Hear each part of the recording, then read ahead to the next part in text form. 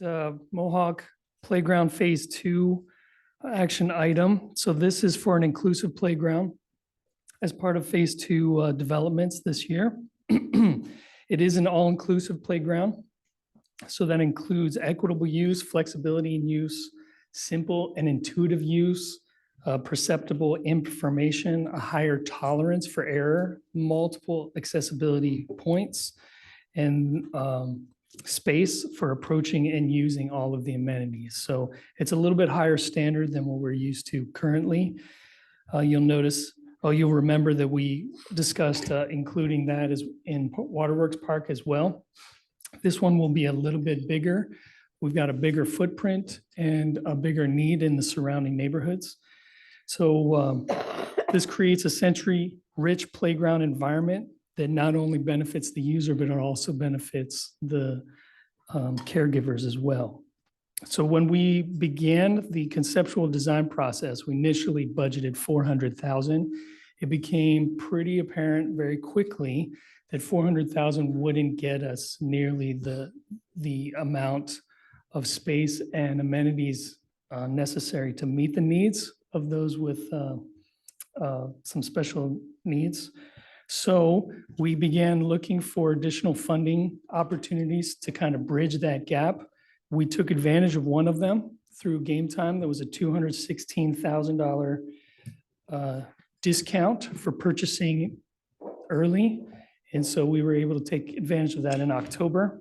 This is essentially the same playground area, but the remaining elements. So this action item is including the port in place, it's including the shade system, canopies, and it's including the installation as well as some of the freestanding pieces along the perimeter. So in all, we're looking at an additional $583,020.40. The estimated cost for all three components was $875,000, but because we took advantage of some of those discounts, we're coming in at $809,448.40 total. So we had a pretty significant cost savings. For this action item in particular, though, we're recommending the purchase of those freestanding elements, port in place surfacing and installation, not to exceed $583,020.40. This has been budgeted and approved as part of the capital improvement project, Mohawk Park improvements, and it will be funded from the Parks and Recreation sales tax and 2022A bond proceeds. Happy to answer any questions.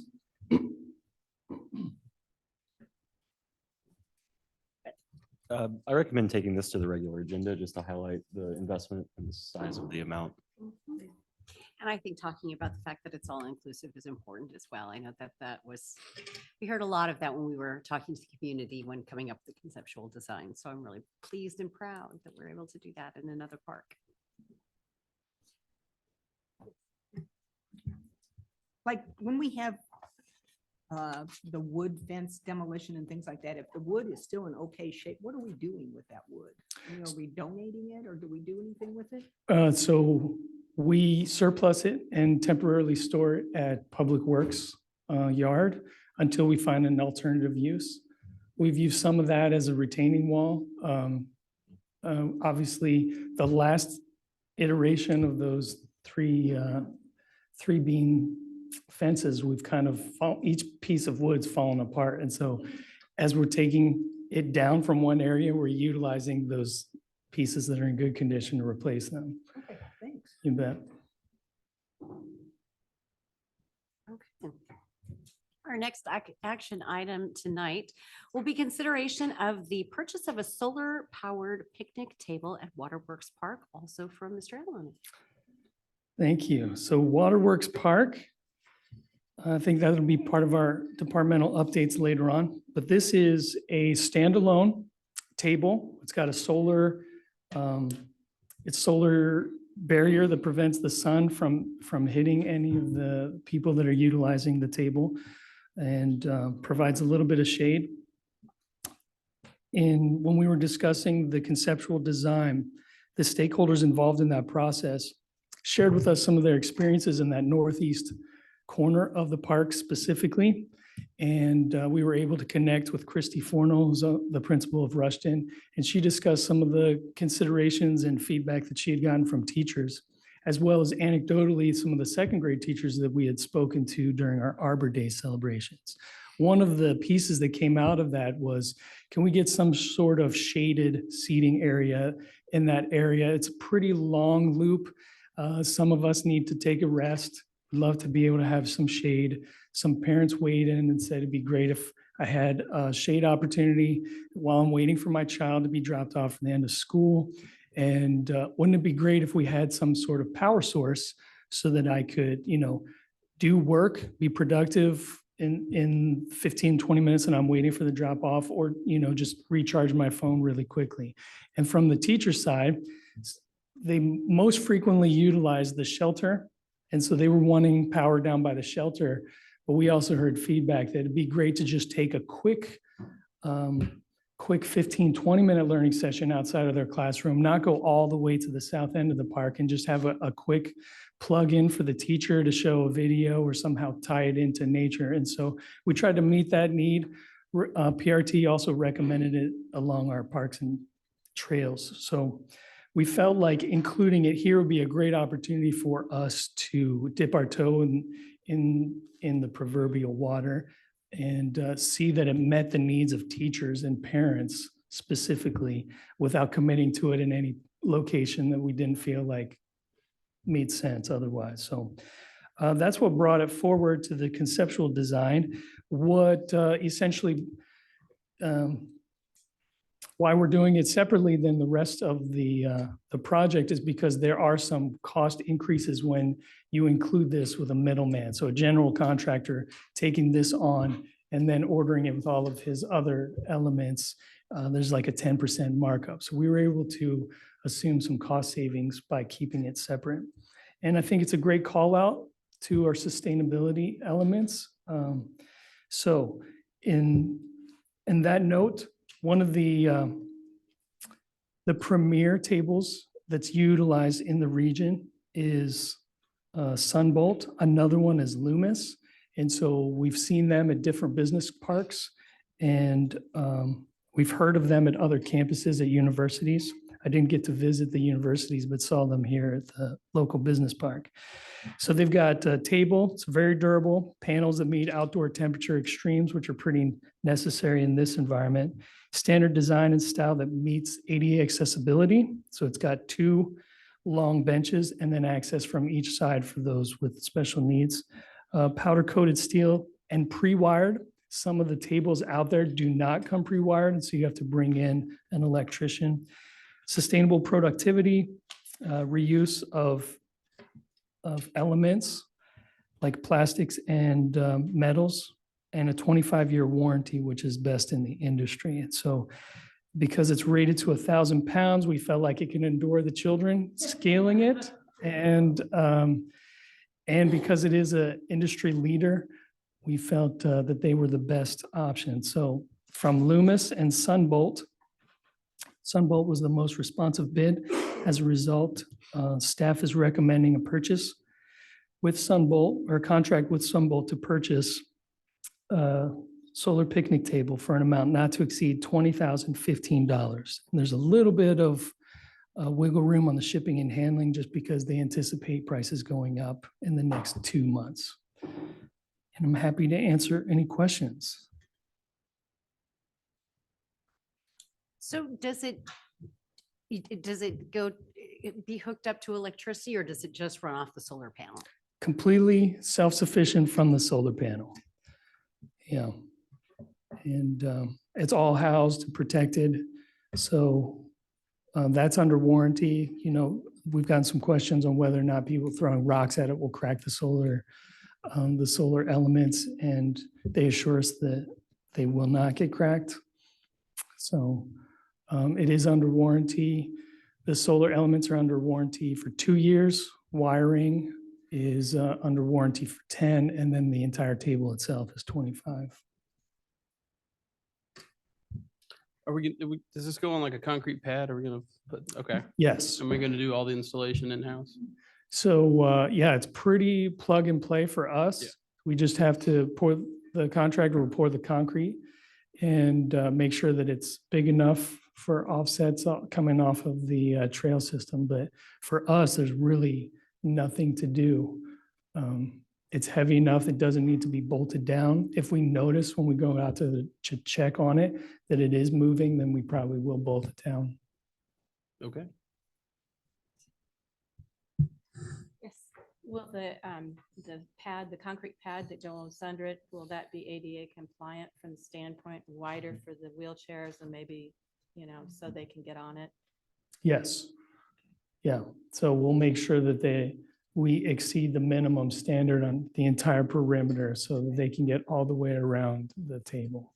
Thank you. You And it would be bet. an offshoot from the trail, right? So there's no gap. Correct. There's- Between the trail and the pad for the concrete. It'll be seamless transition. Yeah.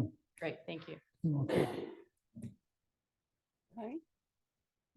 And can you remind me where on the site it's going to be located?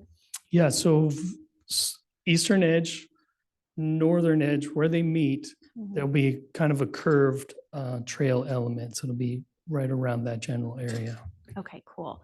I think it'd be really great. I think this is a cool idea. I think it'd be really great to get maybe just some reporting on how it's working for the Rushton teachers or, because $20,000 is a lot of money. So, whether this is something we do again, I think it's worthy of, seeing if it's being utilized, because if we are going to have, say, outlets elsewhere on the park, just something to consider.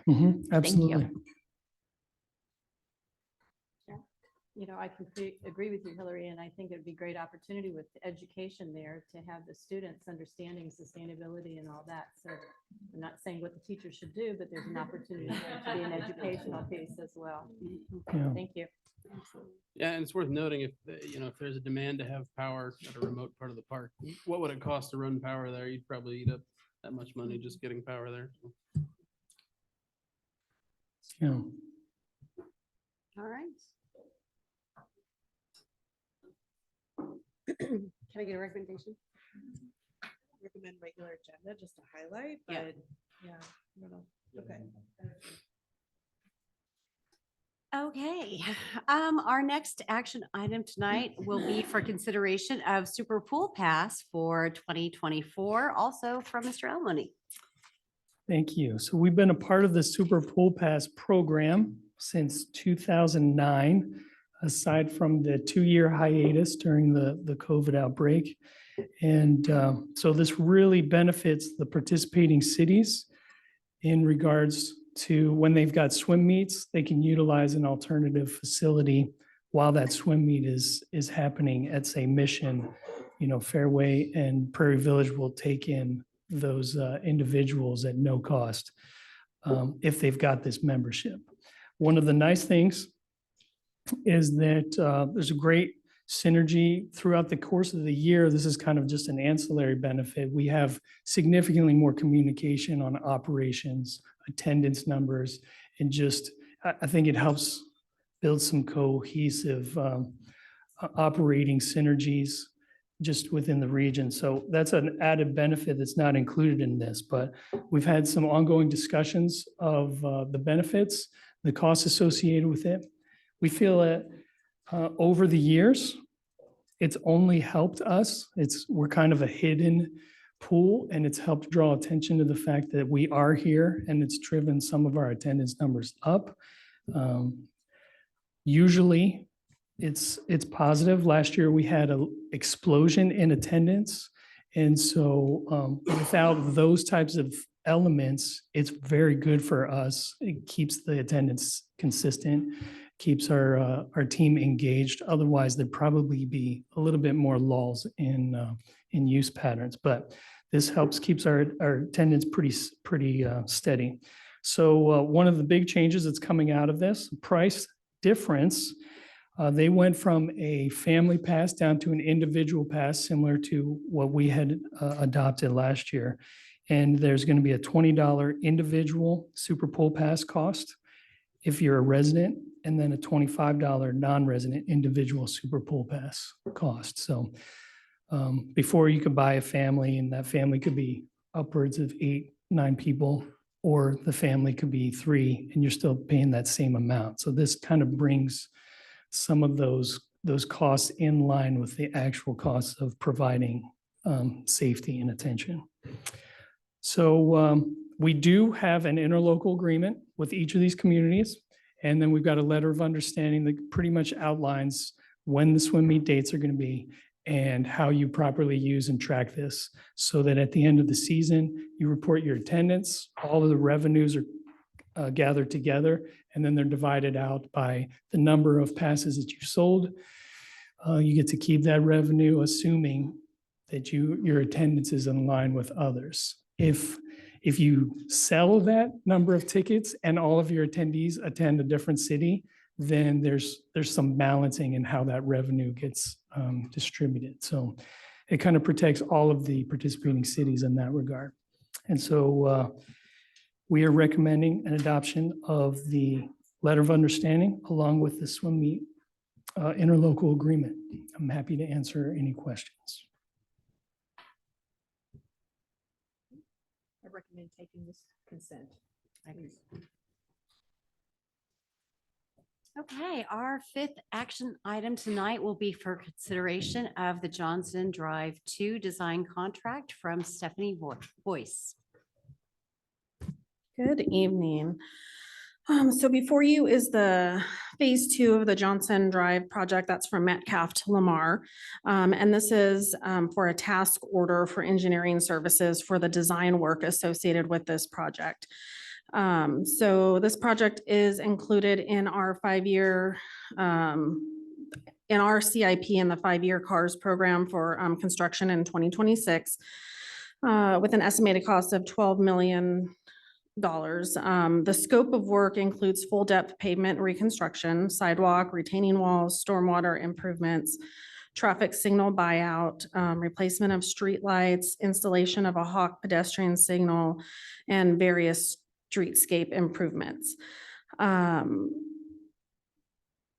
We already passed, or you already approved a task order last year to get the surveying work completed. So this will be the rest of the design for the construction. This is also partially grant funded for the construction. And as part of the timeline for MoDOT, we had to execute this agreement prior to April 1st to stay on their strict timeline and to meet all those milestones in order to obtain that grant funding. The design services include utility coordination, project management, public engagement, bid and construction services as well.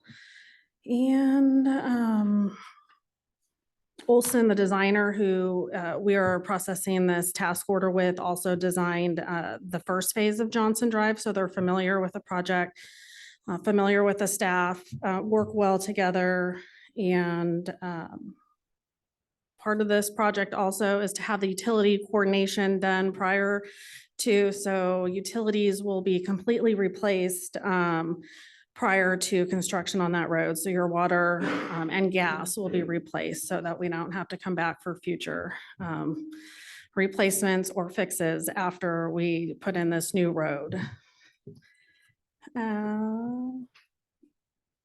What else do I have? I think that's it on this. I'll take any questions you have. You said MoDOT, did you mean KDOT?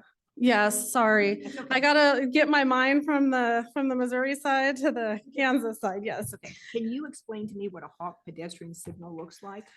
The Hawk, I believe, is just the flashing beacon. So it's just gonna give some warning that there's pedestrian crossing. It's a red full stop.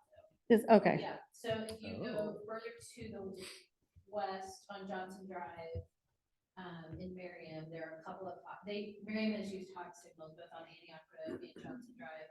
So it is a larger, overhang, and it goes full red, so fully stops traffic as opposed to like the yellow. The flashing beacons, yeah. flashing beacon. So it will be, essentially become a protected crosswalk. Thank you. So kind of like they have it at KU Med.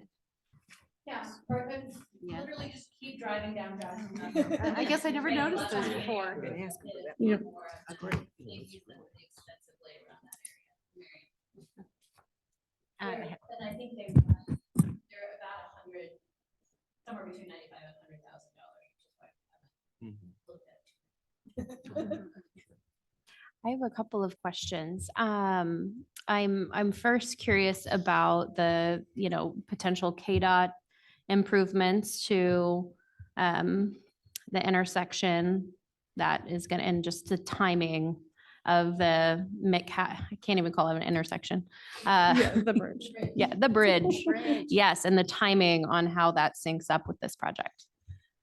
We are just kind of now starting those discussions with KDOT. I don't think we have a timeline for that at this time in this project and phase, but I think we can, once we have those conversations, can come back with kind of with a timeline. I don't, Laura, do you want to add anything to Yeah, I that? think we've talked with KDOT. I mean, they're very aware of our plans and timing for this project. I think they have indicated, and this was prior. So we've been meeting kind of with them and talking since last summer, trying to understand what will ultimately be their recommended design solution, kind of weighing in on all of that. I think are looking at probably construction in 27. So maybe lagging a little bit behind our project. We're really pushing right now and emphasizing in our conversations with them, we need to have that decision on design of that overpass done quickly, because there are implications to the design of Johnson Drive. And some of those we will be able to work through, some of those we won't until we know the final design of the bridge. But I am hopeful that in the next 60 days or so, we will know what their recommendation will be for that. Okay, and then thank you. My other are really just more comments of, I think for the public and maybe members of our Sustainability Commission, sometimes they feel like they can get into the process and maybe it's a little bit too late. Or maybe it's too early, or, when's the right time to have their voice heard in terms of improving walkability, improving bikeability, making sure we get the right kind of trees, the right kind of native plants, all the things. And so I think however this process shakes out, I think just really engaging, the right commissions or the right community members to make sure that we are getting that solid input on the design piece so that we can, if bike lanes are, an absolute essential for the Sustainability Commission or some members on council, making sure that we are able to, have that perspective shared early enough. So I think more just a comment on, when is the right time, and hopefully we can keep folks engaged to make sure that, again, we improve walkability to the best of our ability. And I'll jump in here just a little bit because we've had that question and conversation. So we have the STP, $6 million of STP funds that are committed. When you apply for the STP grant, that is a narrative grant application. There's no sort of conceptual design that accompanies that. But we received the high score that we did through the STP process in large part because of the elements that we knew were important being incorporated. So we will be very thoughtful as we apply those, because we risk losing a significant chunk of funding or jeopardizing that.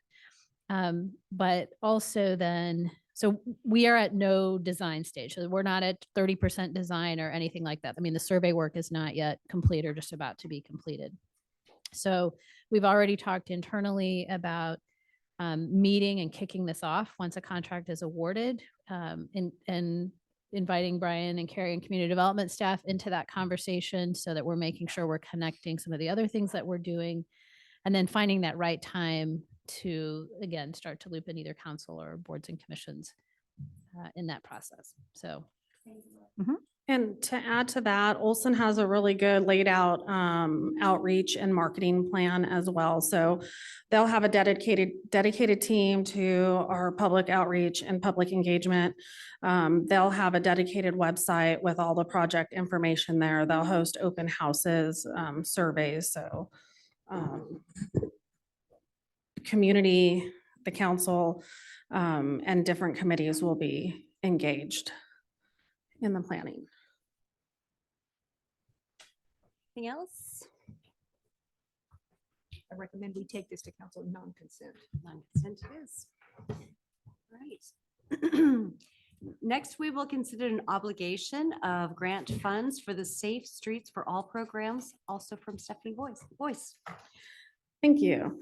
So this is, yes, obligating $40,000 in local match for the Safe Streets for All grant, which was awarded to the city in December of 2023.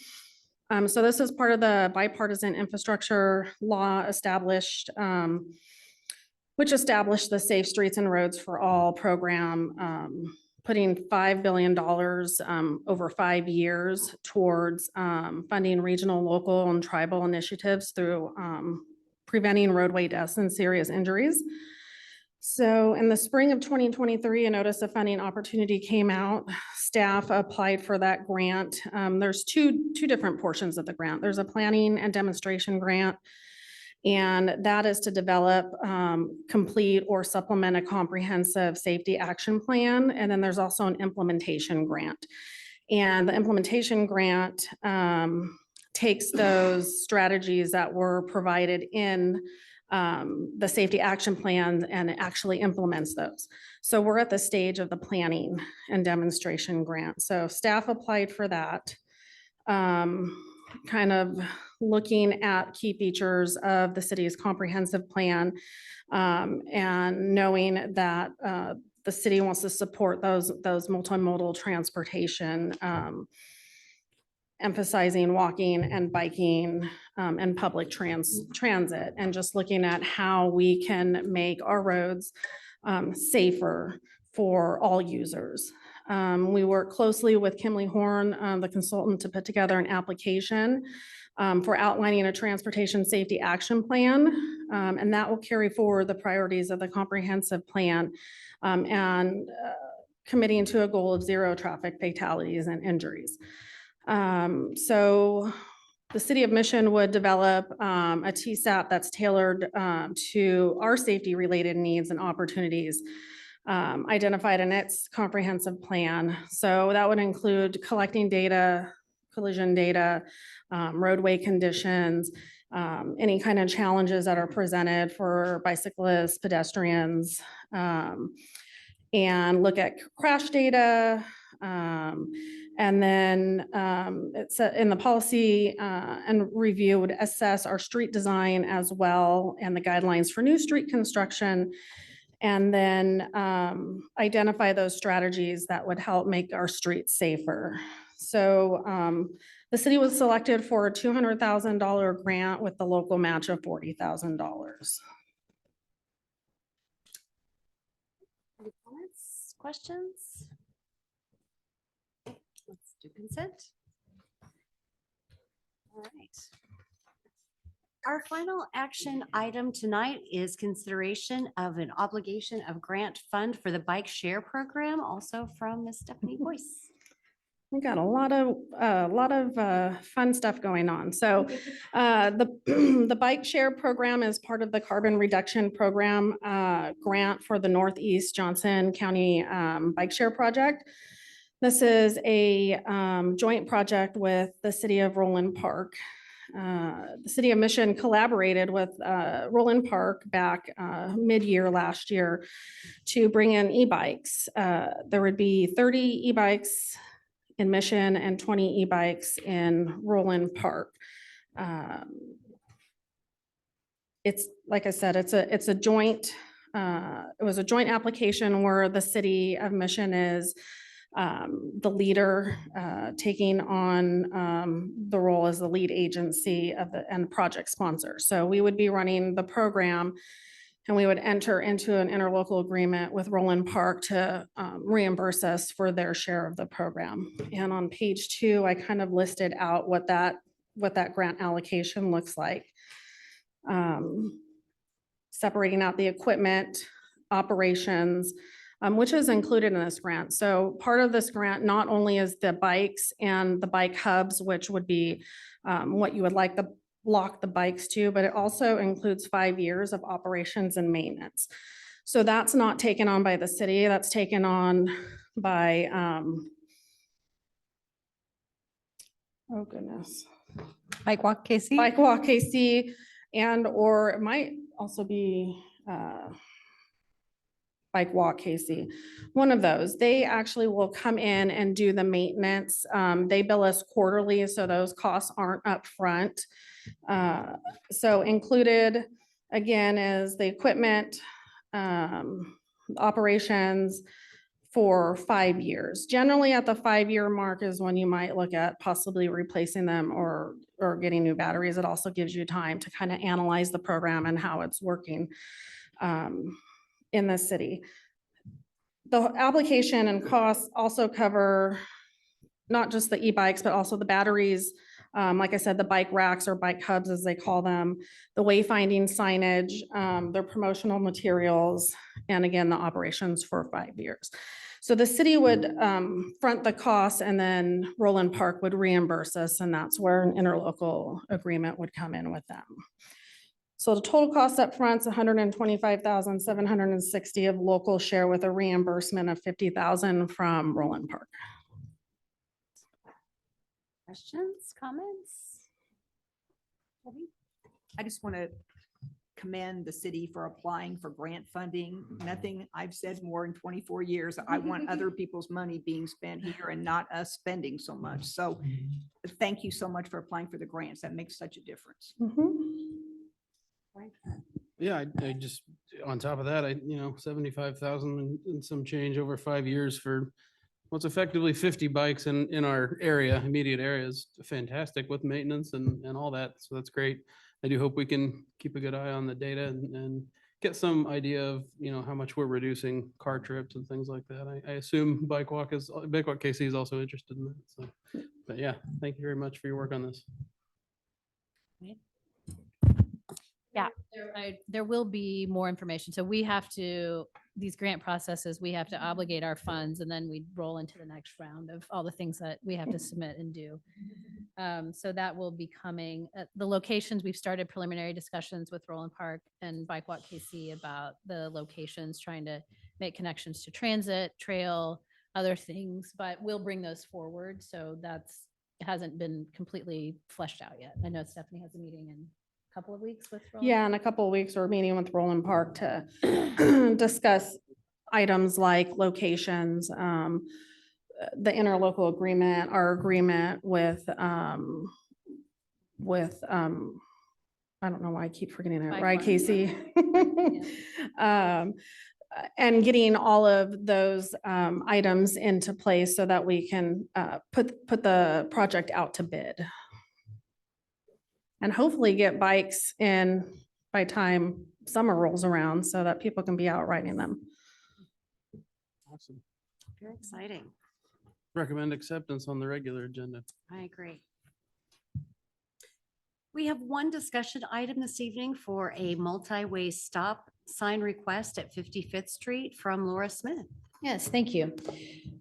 So we mostly wanted to bring forward kind of this opportunity to share a little bit more publicly about kind of the process that we use and the analysis that happens when we have traffic requests. I know we have them from residents, we have them from businesses, we have them from you all. And so I thought rather than just, kind of push this response back to one or two council people, that it was a good opportunity to just discuss that. So in the fall of 2023, we did have a constituent that requested consideration of the installation of stop signs at 55th and Glenwood and 55th Street and Riggs. So when we have, again, depending on what the request is for, we do have the speed signs that are ours, and we can install and move around to a variety of different locations. And then we have the ability to sort of download and evaluate that data.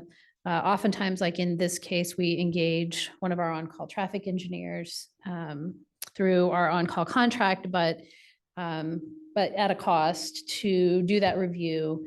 And that's what was selected in this case. So we worked with Olson to initiate kind of a review and analysis as the request. So as you saw in their kind of study report that was provided back, They use the Manual of Uniform Traffic Control Device, or MUTCD criteria. They look at existing conditions, they look at speed, traffic count, crash data, intersection site distances as they make that recommendation. And so based on the analysis that they did, they determined that neither of those intersections satisfies kind of the criteria in that MUTCD for multi-way stop control installation. And so we're not recommending that we proceed with that at this point.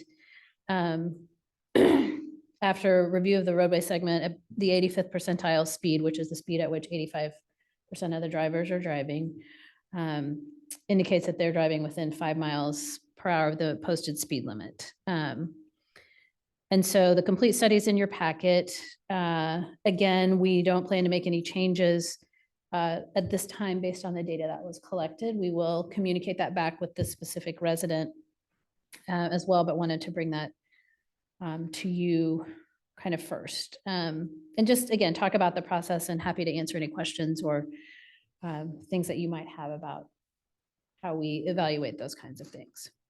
So for example, one that came forward through, I think, constituent and council requests was looking at the crossing at 61st and Broadmoor, particularly going from Wellstone to Target. And as we looked at that and the traffic engineers reviewed that, there was a recommendation that supported the installation of those flashing 4-way stop signs, which are, I don't know, in the process of being installed, right? Supply chain issues are slowing that down, but we have a number of situations where we, look at and evaluate those kinds of things. So be happy to answer questions you have about this particular request or other traffic. And I know that as I've seen the numbers, and we'll share some of those back with you with our year-end status report that will be coming forward with the February 21st meeting packet. We have been able to dedicate more officers to traffic enforcement in particular. And I know in this area, we've had some other constituent requests about kind of going through existing stops, 4-way stop locations. And so I know that as we are able, the chief is dedicating resources there and other places throughout the city. So, Do we know why this request came through? Were there accidents happening there or people speeding? What was the thought behind the adding a stop sign? I think it was just a concern from the resident of feeling, I mean, I think some of the offsets as you drive through some of those neighborhoods can be somewhat confusing, I think, to drivers. And I don't know, I mean, I did not include the initial email in the packet, but I can certainly look that up and see, unless, Councilmember Crean, do you remember what there wasn't a specific accident or issue that occurred there? Yeah, it was speeding Okay, too. so it wasn't necessarily that there was a danger in terms of people not knowing how to go through the intersection. It's just speeding. Because I drove it after we met today, and there's stop signs on the other street, just not Right. that one. And then it's only a couple blocks until it dead ends. Okay. Anyone else have questions or comments? Well, I think we've gone through this. Laura and I have met recently and gone through several issues, especially between 57th and Riggs and Johnson Drive and the increased speed. And my bigger concern is not only the speeding, but there's a daycare on that street. And if one of those kids gets hit, that's a real concern to me. I was leaving tonight and a car went by. There's no way that car was going 25 miles an hour, more like 40. And when they've placed the equipment up to assess what the speed is, it's been put up at the side of the road where the gradient goes this way, and it increases the speed as they go down. So anyway, we'll stay tuned on it and find out. I don't know what to do other than taking pictures or what, but there's a real concern about excess speed on that street. So we'll go from there and see. And when the weather's nice, people are out more, but it's a cut through to me from Lamar. It looks like people, we've even kind of canvassed and talked to people about it. They don't want to go down Lamar because they have stoplight and stuff. So it's easier to go that way. Anyway, stay tuned. Anyone else? Hey, a recommendation? You don't need a recommendation on this one. right, yes, We'll just sorry. communicate back kind of that what our plans are at this point. So I think that concludes discussion items. I know both Stephanie and Penn have a couple of quick department updates. And then I would, because I forgot to mention to Penn, we have moved the Heart from Legacy Park to Broadmoor Park. We had talked originally after we purchased that we would sort of move it around to different locations to see visibility. And we felt like moving it in February during Heart Health Month and being able to position it alongside the new Broadmoor Trail and being able to do some social media promotion gives us a whole lot of things to celebrate. So that was relocated the end of last week. And so we'll be trying to get the word out, and maybe a different audience will see the Heart along the Broadmoor Trail. There were lots of people out walking it today as I was over there. So, and then so Penn or Stephanie, whoever wants to go first. My updates real quick, and I'm happy to announce that we are fully staffed in Public Works. We just had 2 more maintenance technicians come on board within the last like 2 or 3 weeks. So fully staffed, they're getting familiar with the equipment, the people doing their CDL training. And so I just wanted to share that exciting news. Congratulations.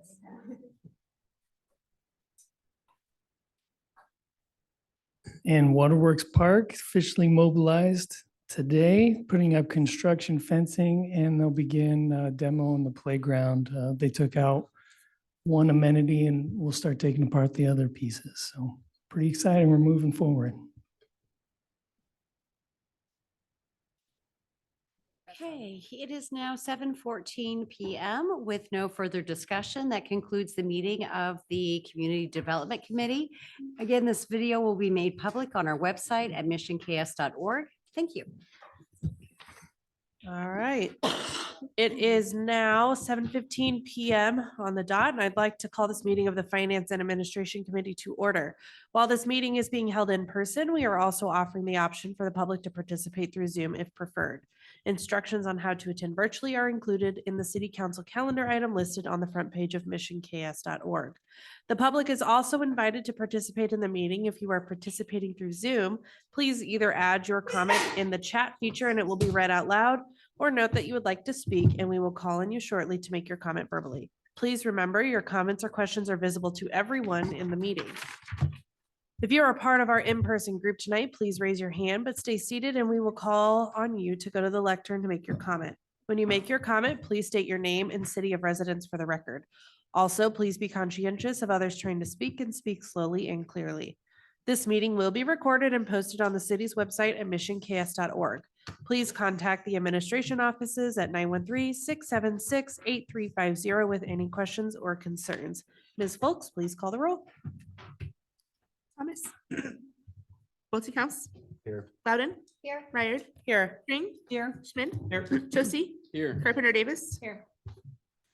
All right, our first item of business is public comment. Is there any member of the public who would like to comment now? Yeah, go ahead and come up and state your name and city of residence for the record. On something that is not on the agenda. Oh, on something that is not on the agenda. Sorry, that was not. Well, we'll see. First off is hats off to Public Works truly for filling a lot of the potholes, because I have called in a lot of them because I'm one of the vehicles, I took a $3,500 hit on. Oh, I'm sorry, Kim Donaway, Mission, Kansas. What else? That's it. Okay, cool. Thank you. So hats off, because they have responded. So this year has probably been the fastest that Public Works has responded to potholes, because I've taken a $3,500 hit already on one of the vehicles. Not here in this city, so thankfully. I missed on the playground for the new equipment for the park. I'm hoping, I brought it up last year and the year before, that the equipment also is accessible for the handicapped. Yes. Thank you, because Yep. when I first brought it up, I was dismissed, not here, but in a meeting. And so I wanted to make sure there's accessibility because I missed it. And in general, I'm against any sales tax abatement for any project. That is In on our regular Mission. agenda. I so- said for any project in Mission, considering the city has raised our levies 3 mills, and many businesses and many residents are sick and tired of subsidizing outside people coming in and then people who are going to leave here. So I have to pay for, and others too. So this is with all projects. And there's no reason for it because we are a small community with tight resources and our land comes at a premium. And you got a lot of people who even work in Mission that can't live here because it's not affordable, because this goes back to being able to afford housing or even able to afford leasing a business. It's all tied together. So I don't care what project it is. So I'm always going to be against that because multifamily is extremely lucrative. Then you step down into the retail and then into the commercial industrial as to risk. So we'll always point that out. But the rest of it, I'm complete. Thank you. We have no public presentations or items from the Planning Commission this evening. Therefore, we will proceed with our regular agenda. Our first action item this evening is the acceptance of the meeting minutes from Robin Folks. Thank you. Draft minutes of the January 10th Finance and Administration Committee meeting are included for review and acceptance in your packet tonight. Thank you. Recommendation. Recommend acceptance on consent. Thank you. All right. Our second action item tonight is for consideration of Millhouse's tax abatement request from Laura Smith. Oh, So, yes, thank you. yeah. Okay. Got some logistical issues. Mr. Kimmel is joining us virtually. Mr. Wenby with Gilmore is here in person. Audio issues. We will go through a couple of, and then, I'm sorry, Devin Coffey with Millhouse Development is here as well. And so we've got a couple of PowerPoint presentations. Mr. Kimmel will kind of run his slides first. And then I have some, and then Devin is available to sort of answer any questions.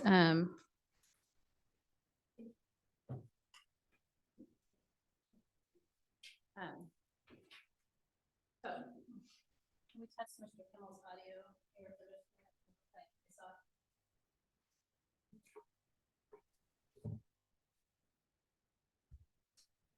Bruce, can you hear us? I can hear you. I don't think you can get my video quite yet. Okay, we can hear you loud and clear, so. Wait. I'm sorry, Grace, are you running your PowerPoint up or your video screen? We have your PowerPoint. How about we have your, okay. So again, let me just sort of set the stage for this and then we'll transition into Mr. Kimmel's presentation. So we had a work session to kind of reintroduce this project and where it was in terms of status prior to our January city council meeting. A lot of questions, had a lot of conversations with the developer and with our team, trying to address those and look at something that we could bring back to you this evening and hopefully address many of those kinds of things. So what we have before you this evening is an action item which could potentially or would potentially move forward to your February 21st legislative meeting. What we wanted to do this evening is walk through in more detail some of the financials, current taxes being generated by the parcels impacted as a part of this project versus taxes to be generated during the course of the 10-year abatement and then beyond. And Mr. Kimmel's presentation will focus on that information along with just some of the highlights from the cost benefit analysis that was included in your packet. And then my slides will really focus more on just sort of, we've made an adjustment. We've increased the staff's recommendation for the tax abatement from the 72.5% that we discussed in January to 75%, which is the cap under the policy. And we'll walk through specifically the criteria that were factored in over the last couple of weeks for staff to feel comfortable bringing that recommendation forward. Then specifically talking about and trying to address a lot of the concerns and questions we had about Beverly Park, potential replacement of green space. And then want to share, I know Devin had prepared, and one of the handouts that I've provided to you is just the estimated rent. I think Councilmember Kring had asked for that at the last meeting. And so that is being provided in response to that, along with sort of a comparison of some of the other facilities. And then although they have not formally presented to the Sustainability Commission for the scorecard, the subcommittee kind of reviewed. Millhouse scored themselves. We submitted that to the subcommittee. They've reviewed it. We've been trading some feedback on some specific points. While I think they're still sort of targeting one globe under the green globe rating system, there's also a memo that Devin has provided, which sort of outlines some of the other things and sustainability enhancements that they are looking at as a part of this project. And we felt that was important to share. And obviously they would go back through that formal process. And then as the project moves through the planning and zoning entitlements, that scorecard would officially be updated and shared with you as a preliminary development plan came forward. So with that, I think I would like to turn it over to Mr. Kimmel and ask him to sort of walk through. I mean, as you recall, let me just for the public's benefit, maybe recap that, as we approach a request or as we receive a request for an abatement or an incentive, one of the first things that we do is we look at the pro forma, or our financial advisor will look at the pro forma and work with the developer to determine, but for the use of the incentive, could you reasonably expect a developer to take on the proposed project based on an estimated market rate of return for them? And so you have to sort of clear that first threshold in order for us to then really dive into any of the other criteria or recommendations. And so that is something that at our work session in January, Mr. Kimmel had shared a memo. He updated that slightly, the memo that was included in the packet, but they crossed that threshold. And then that's sort of what triggers the next round of conversation about what an appropriate abatement percentage might be. So Mr. Kimmel, are you ready? I am, yes. Okay, it's all yours. Okay, well, thank you very much, Mayor and council members. It's good to be back with you tonight. If we could take a look at the next slide, please.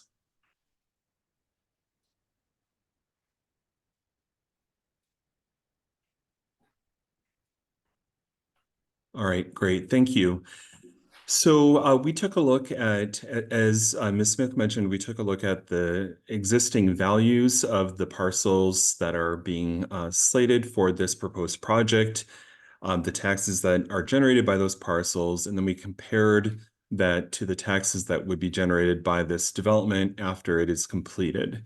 As you may have seen in my memo that was in your packet, right now, the parcels in total have a combined assessed value of about $634,000. If you multiply that by Mission's mill rate, you can see the taxes that are generated from those parcels is about $11,800. So that's currently what you're generating from those taxable parcels as they exist today. After development, the developer is anticipating an appraised value of somewhere north of $43 million. That is also consistent with our understanding of what similar apartments are being appraised at here in the Kansas City Metro.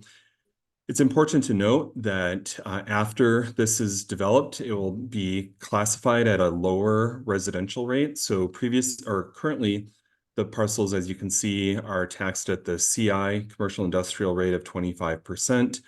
Afterwards, they'll be taxed at the residential rate of 11.5%, yielding an assessed value of right around $5 million. And we're working somewhat with rounded numbers here. If you multiply that $5 million assessed value by the mill rate, again, you can see Mission taxes are just around $93,000 at the gross level assuming your mill rate stays the same as it is today. Then if you do approve the 75% abatement, you would retain 25% of that tax levy, which would be about $23,200, which is almost exactly twice as much as you're currently retaining or currently generating from those parcels, excuse me. If we would go on to the next slide, please. And I might interject here also, stormwater utility fees, which are assessed on the parcels, are currently for the parcels involved about $18,000 annually. Those would not be impacted. So the stormwater utility fees are not part of anything that would be abated. So you're doubling your current true property tax revenue and retaining the stormwater utility fee on top of that. Thank you. This slide just looks at what you're reasonably expected to retain over the 10-year proposed abatement term and then after. We used a very conservative 3% inflation rate that really covers either inflation in the assessed value and/or increases in the city's mill rate. So between those two factors, we're very likely to see total inflation of more than 3% per year. But just to be conservative, you can see how we inflate those retained mission taxes over the 10-year term, going from about $23,000 per year to $30,000 per year.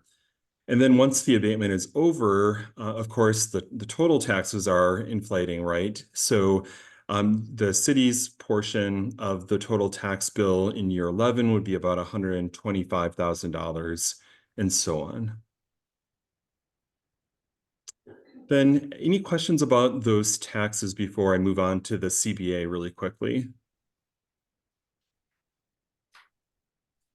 Okay. So if we would go on to the next slide, I just included a little bit of information that we covered most recently with the 58th and Null project. You've seen this type of cost-benefit analysis done before. I just wanted to recap for you and for others that might be watching some of the project-specific elements that are considered for residential projects. And of course, this is what Mr. Robb looked at in terms of all of the different benefit factors and cost factors that are relevant for the city in terms of generating taxes and fees, but also having to provide services to the building and its tenants. Going on to the next slide, please.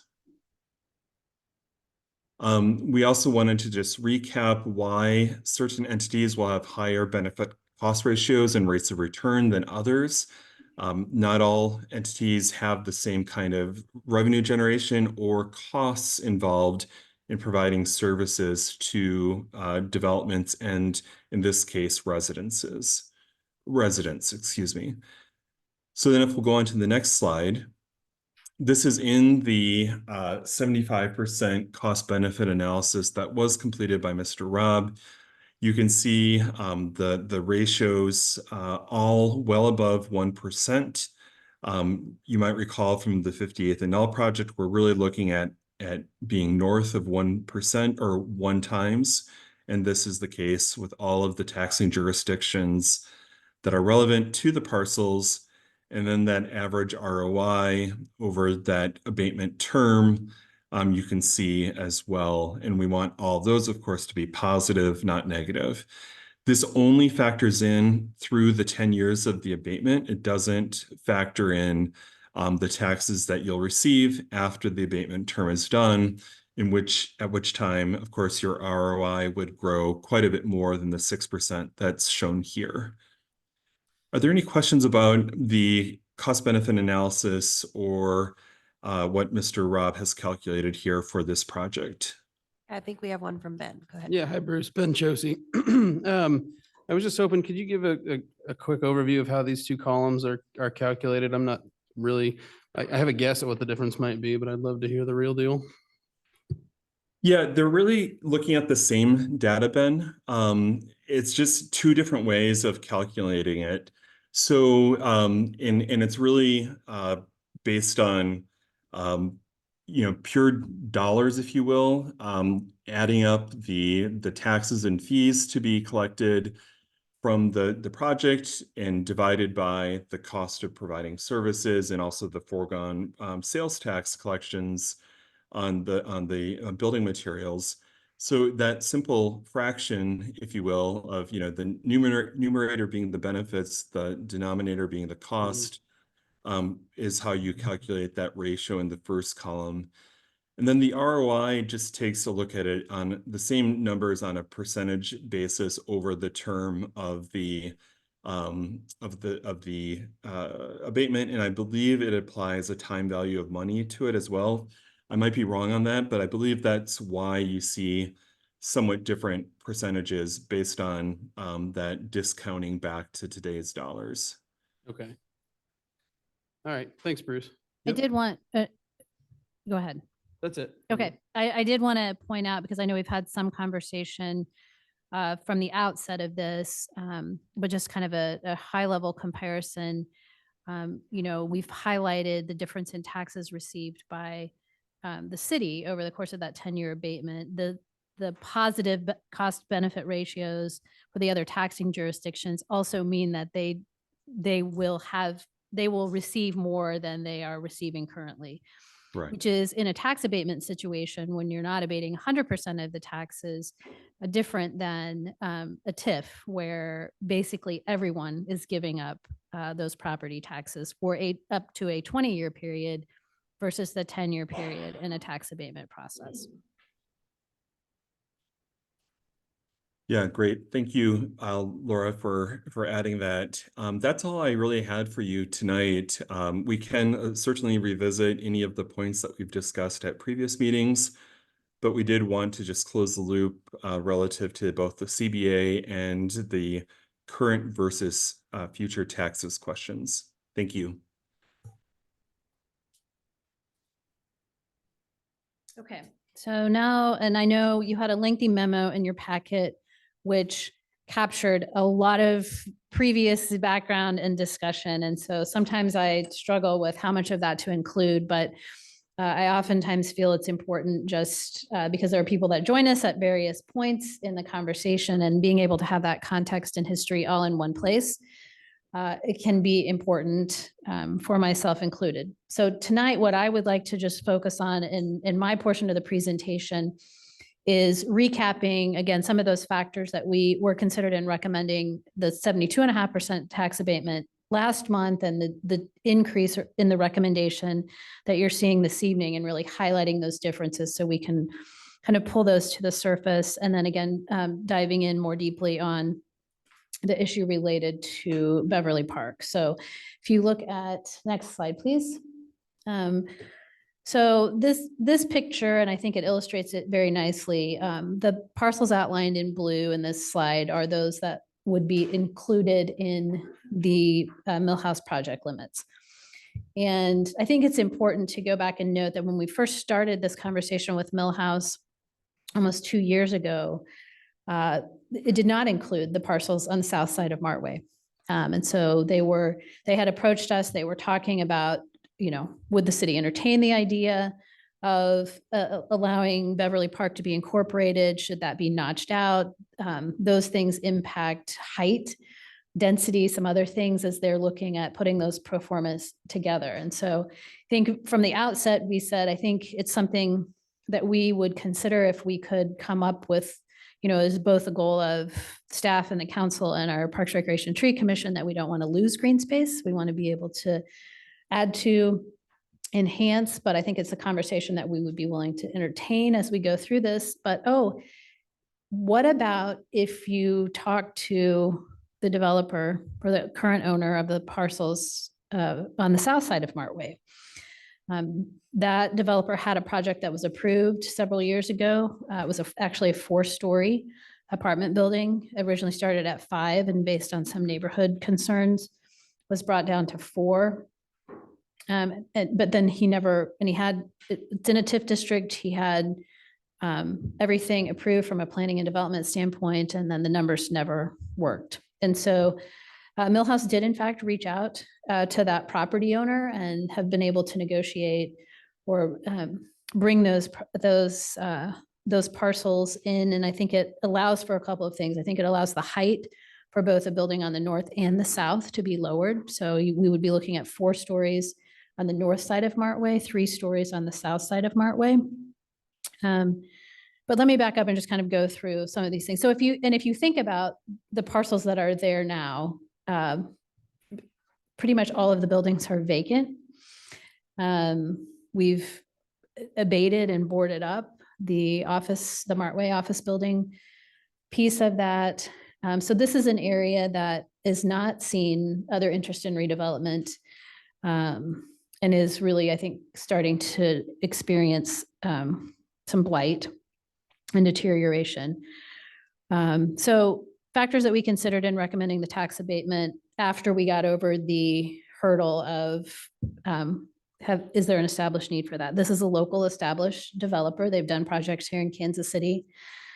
They have a good reputation. They're looking at a $75 million capital investment. So that's construction costs, not the valuation costs that Mr. Kimmel was just referencing, with a proximity to our downtown, which has been an important component, and other amenities such as the community center. There is the demonstrated gap in market return without the incentive. There's a willingness and ability of this developer to assemble multiple parcels, which is not an easy task, which are either currently vacant or blighted, and they've been able to sort of hold those together. We also hit the pause button as we reviewed and updated our tax abatement policy. So they've sort of been with us through that process. We believe, although they have not been through the planning and zoning process, specifically, that they would anticipate, I believe, tentatively, they're scheduled to go to the Planning Commission in April. But this allows for the development on the south side of Martway to be more sensitive to the neighborhood concerns that we've heard in the past. As they kind of entered into this most recent stage of discussions and presented a preliminary site plan for particularly the buildings on the south side of Martway, there was a building that had kind of a dog leg, which allowed for the green space for the loss of Beverly Park to be basically equivalent acreage to be accounted for with a portion of that parcel.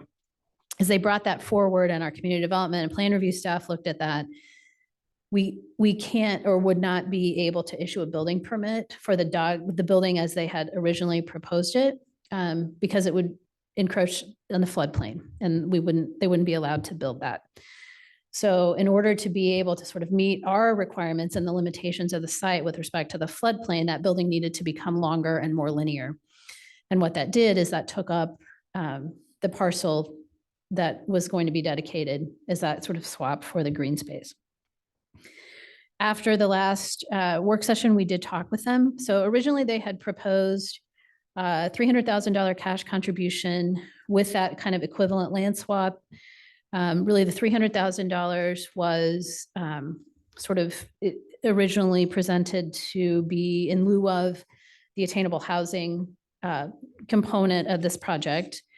And we did share with them after the work session that not increasing a cash contribution and not having the equivalent land swap certainly was perceived as a takeaway from our perspective. And so we needed to ask them to sort of revisit that, which they have done. And they have increased that cash contribution to $500,000 over the $300,000. They've committed to the sustainable building certification process. As I mentioned before, I think we're comfortable with One Globe. So consistent with what we looked at on the 58th and Knoll project, we awarded a 2.5% credit in that category. And then I will be happy, or maybe ask Devin here to kind of review some of the other sustainability components that are included in that memo. Next slide, please. So what changed from January to February? And it was a 2.5% recommendation. Oh, next. That way. Yep. So again, this was included in the memo, but I think it's important to highlight it here. So if under the current policy, if a project meets the baseline policy criteria and demonstrates that need, they have 45% abatement. And then they can receive up to 75% depending on other criteria which they meet. So based on the amount of capital investment, which is over $75 million, they get, they're eligible for a 15% credit there, 10% in a target area adjustment for some of the reasons that we mentioned, no adjustment or credit for attainable housing, 2.5% for environmental design, and then 2.5% for the increase in the cash contribution from $300,000 to $500,000. So we wanted to be very sensitive. I think our takeaway in listening to your conversations, both around the 58th and Knoll project and this one during the work session, is we wanted to not make adjustments in the percentage. We wanted to sort of be true to where we started with assigning certain percentages based on number of globes to be attained or certain levels of other certification. And so we felt like it was appropriate to adjust the community benefit category in this case. So this takes the total abatement percentage recommended to 75%. We've also had conversations, I know during the work session, we talked a little bit about initially that request in Mr. Kimmel's memo references. They were hoping to achieve an 85%, something higher than the 75% policy, but I think we've been successful in sort of working through that and bringing that in at the cap at 75%. So next slide, please. So how can we address the loss of the green space that we have? Laura, So- can I yeah, ask a question? before we move to absolutely. Financials. When would that cash contribution be payable from the project? It would be payable at the outset of, or basically commencement of the project. Okay. Thank you. Okay, so Beverly Park, and I had the number wrong in my memo, so I think I said 0.53 acres. It's Beverly Park is actually 0.43 acres in size. So we started looking at, and I know we had some sort of conversation without a lot of context around it in January about other city-owned parcels and places where we could look at designating parkland. I think we've shared that for any city who is looking to dispose of in some fashion or no longer use designated parkland as parkland, there is a statutory process notice that has to be given in a process that we need to follow. So we want to be very sensitive to that, and that's something that would have to take place. But we wanted to be able, as we looked at moving this recommendation forward, to have what we hope will be perceived as a positive solution to that exchange for Beverly Park. So I think most of you are familiar that we're also going through this Rock Creek Corridor study. We have a Planning Sustainable Places grant for that. There's not funding to make the improvements, but to develop the plan for the improvements, and then we would be eligible to apply for grants in the future and or make investments to align with that. So more to come on that. But as a part of that, we've been looking at the current city-owned parcels that are adjacent to the Rock Creek Trail as it comes along Woodson and then across Outlook and up to the Mission Market site. If we were to designate all of those parcels that we currently own as parkland, they are not currently designated as parkland now. They're just vacant pieces of city-owned ground. We would actually add 1.35 acres of green space and designated park and green space. So that's a little more than tripling the size of the green space that exists in Beverly Park. And I think all of us would agree that that is an area that is ripe for improvements, investment in sort of that core area. And that increased cash contribution would allow us to potentially jumpstart some of the recommendations that will be coming out of that Rock Creek Corridor study. Also included, I gave you a handout. Again, timing of this, we're kind of a little bit, they're not exactly parallel, but this has been through kind of a public open house process and should be coming back to you next month to really start talking about what do you like, option one or option two. But we wanted to be able to illustrate for you the two options that have come through the stakeholder groups and the public meetings, then the consultants' plans for this Rock Creek Corridor. again, there's a lot to discuss, and that's not the purpose of tonight, but what we wanted to be able, it was nice to be able to have this visual to really say there's potential here for green space and other park amenities and trees and potential investments in the market side, all of which align with goals and objectives that we've had for quite some time. So again, still work to be done on this, but we feel like that having that cash contribution could allow us again to begin that process more quickly than waiting and applying for other grant funding, which we will also do. But it could also allow us yet to be identified, if there are other opportunities for us to purchase green space and increase the size, we could look at that as well. So we felt like that was a benefit. But by designating these parcels, which can be done simply with a council resolution, and if that's the direction that we wanted to go, we could prepare that. I can prepare that and have that ready for the meeting on the 21st. And I think what that does is if we designate those as parks, then it communicates and commits us to having to go through that statutory process in the future, should we want to dispose of that parkland. So tripling in size, but still committing that there will be an opportunity for public input in the future in those parcels. It maintains the green space in roughly the same proximity to the residents as exists with Beverly Park, sort of flips it a block on the other side. And I know we've talked about through the Rock Creek Corridor process, and I think some of the other conversations that I think Devin referenced last time, Mission Project uses Beverly Park for things. We've also talked about exploring, can we make the grounds of the community center available to them for their exercise classes or things like that. So we feel like this keeps it in close proximity to them, their residents, their participants. And it really maximizes, we feel like, the investment in the core of mission, both with the project itself, accomplishing several goals, but even more so the ability to improve or add green space as a part of this. So let me stop there, answer maybe any questions about that, and then I can kind of talk briefly about potential next steps. And then Mr. Wempe is here also, who can answer any questions, and then we'll invite Devin to come share some additional information if she'd like. Sure, go ahead. So without the $500,000 investment, this becomes a lot more murky on how it materializes. With this investment, we see a clear path to this happening.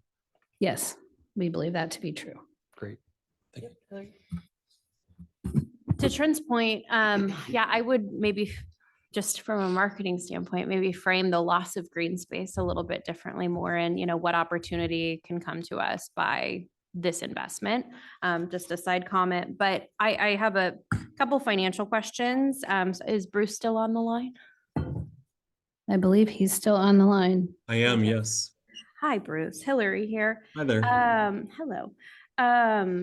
Could you tell me what the indirect costs are I'm particularly looking at page 17 of, all the tables have it, but particularly page 17 of the cost benefit analysis from the Millhouse Development Municipal Consulting Report. I'm afraid I don't know what all is included in there. I know that Mr. Robb uses a methodology of allocating based on, I guess, population and other factors, certain costs of the city to the project.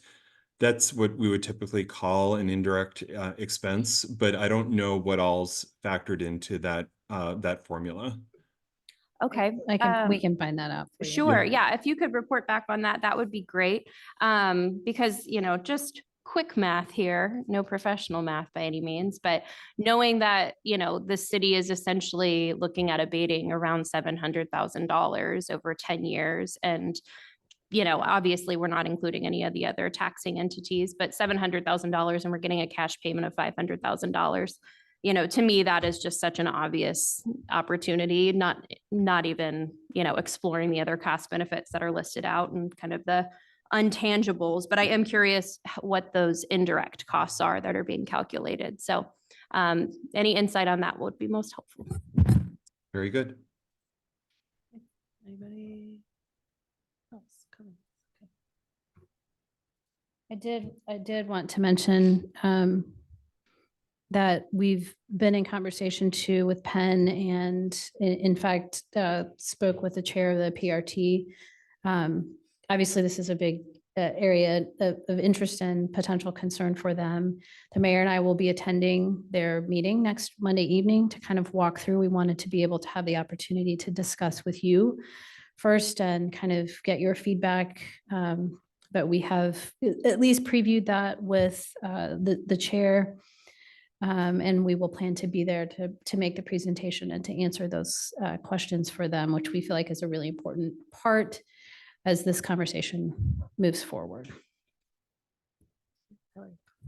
Sorry, just one last thought. I think something that sometimes gets lost in a lot of these conversations, especially around the abatement, is just the need for housing. Yes, the need for affordable housing. I know that's not a component of this, but really just the need for housing in Mission and beyond. We talk a lot about the Mission Project and what a valuable asset that is to our community. I remember when the locale was built, how excited so many of the families were to have updated, refreshed apartments available for some of the members of that community, and thinking about adding further to that stock continues to excite me. So just a added comment.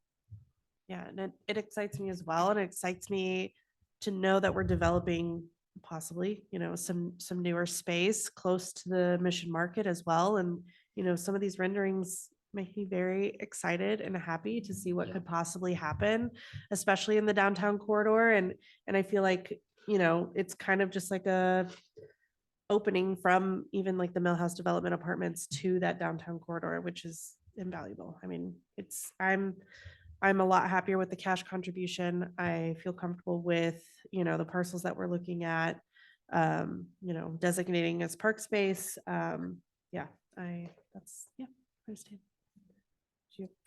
Oh, yeah, Ben, go ahead. Yeah, I think it's worth driving home the point that Hillary brought up is what this is essentially is $500,000 up front in exchange for about $75,000 a year we would forego. Or essentially, you could look at it like a 4% loan to the city, which is incredibly fair. It gives us a lot of opportunity to have that cash up front. The other thing I want to point out is we're sort of exactly backwards with land use the way we are now. So I like this proposal because we have these developable parcels that are vacant and essentially doing nothing. And we have these parcels that can't be developed that, are not currently parkland and could be. So a lot of things about this, I think, make sense. And especially when you look at the cost benefit analysis, I can't see this being a net burden on taxpayers. The numbers just don't stand up to that. Agreed. Lea, you go ahead and then try to. Laura, could you tell me how long have those buildings on the south side of Martway been empty?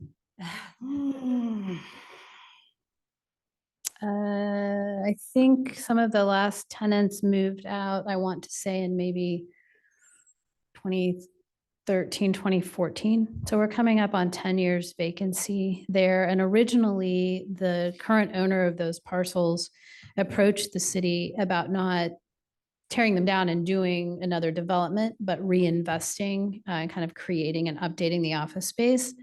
But again, because those buildings are in the floodplain, there's a limitation on the amount of money that can be invested in the redevelopment. And so we kind of then entered into that conversation about, what else could happen there. And you really would need to look at tearing those down and doing something that moves closer to the street. I think interestingly enough, that was all pre-pandemic, and maybe we had a little bit of a crystal ball. I mean, I think if we had more square footage of office space now, as we look at what has happened with Script Pro and with many of our office towers, I'm not sure that investment in office space, sitting here now post-pandemic would have been a space that would be easily filled and rentable. It's a little bit difficult to explain, but again, the limitations of the floodplain through that section are just going to hinder anybody, particularly on the south side of Martway. Have we had many other developers with interest in developing that piece of land? No. Okay, so this is a huge opportunity for us to take, as we've said, 4 parcels of land and really do something with them that's beneficial. And then I also kind of wanted to add in the, I know that the developer is planning on paying for some stormwater and sewage. Sanitary sewer and reconstruction. stormwater, yes. Thank you. In those areas as well, which is a huge benefit to the city because that means that that's once again kind of spending other people's money to do something that is beneficial.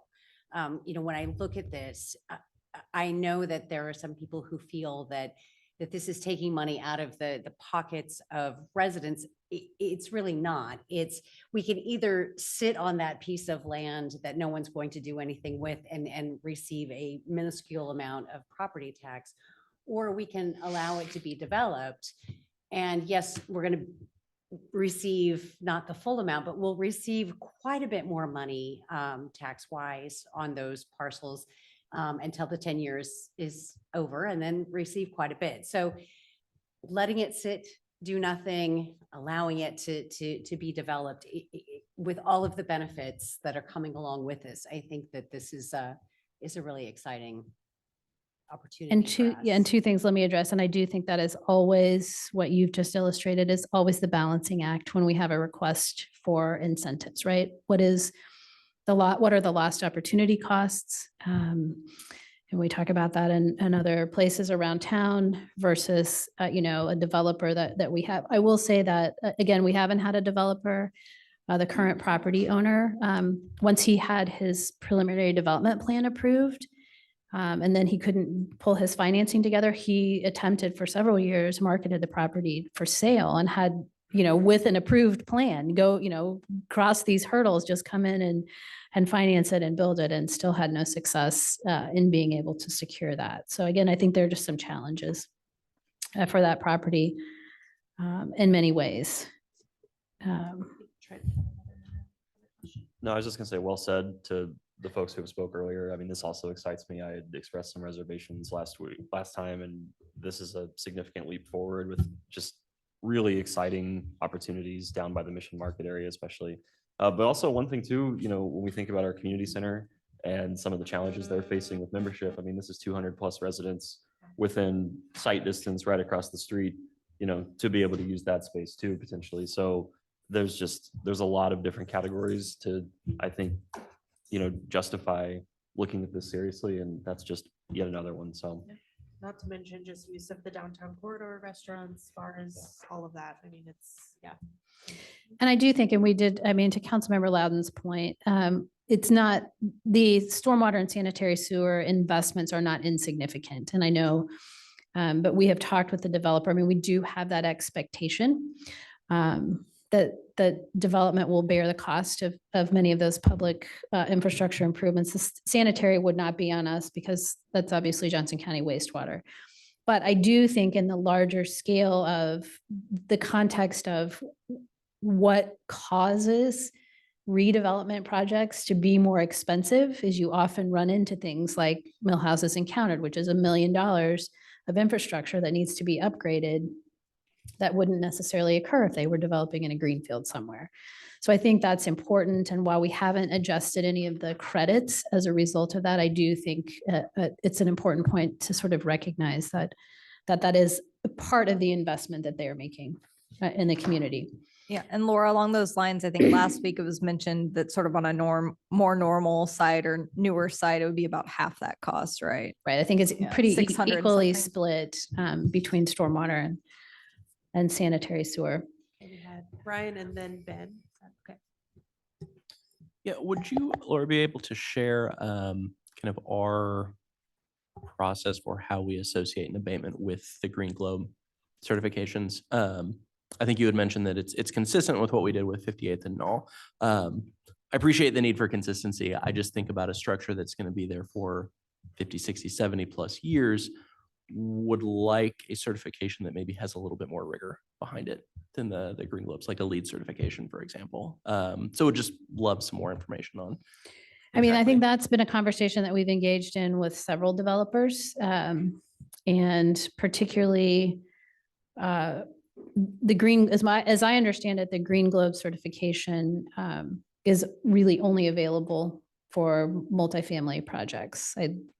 Maybe not, maybe that it applies more widely, but I think the concern, we've had that question. I think there's some specific categories that we can sort of look at. And I think that was part of our rationale in having them complete the scorecard with the Sustainability Commission. And then many of the things which are included, and I'll ask Devin to kind of come up and look at those, are layered on top of those pieces that again, I don't know if it will get them more than one globe, but they move us in a direction, whether that's EV chargers, building envelope, future solar capabilities, some of those kinds of things that I think are important to us, that they've been evaluating and at least preparing so that solar, for example, and Devin can speak more to this, they evaluated solar and the rebates aren't available from the state of Kansas currently. But if we don't build solar ready, then when and if those rebates become available, then the horse is already, out of the barn in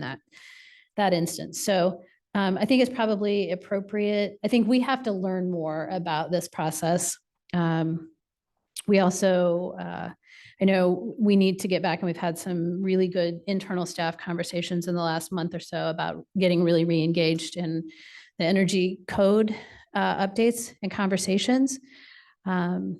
And making sure that we have a really comprehensive understanding as we bring that forward about how, the more we learn about it, I think the impacts on single family residential versus commercial development are somewhat different. So we're really trying to get ourselves educated about that. And that's something that we've shared with Millhouse too, and other developers, that could be a potential. And so if we can move some of those things in that direction, some of this back and forth about the certification may not be as critical in the evaluation of some of the projects.